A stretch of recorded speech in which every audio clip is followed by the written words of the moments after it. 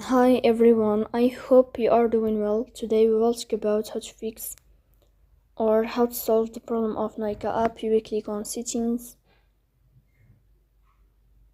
In this page here you will search about or you will click on this window of apps, default apps, app settings. Here in this page you will search about the application of Nykaa and you will click here. Here in this page of app info you will click on first stop and you will click OK. Then you will enter to the window of storage. Here you will click on clear cache. Then we go to Play Store. You will search about the application of Nykaa app. Here you will uninstall your app and you will install it again.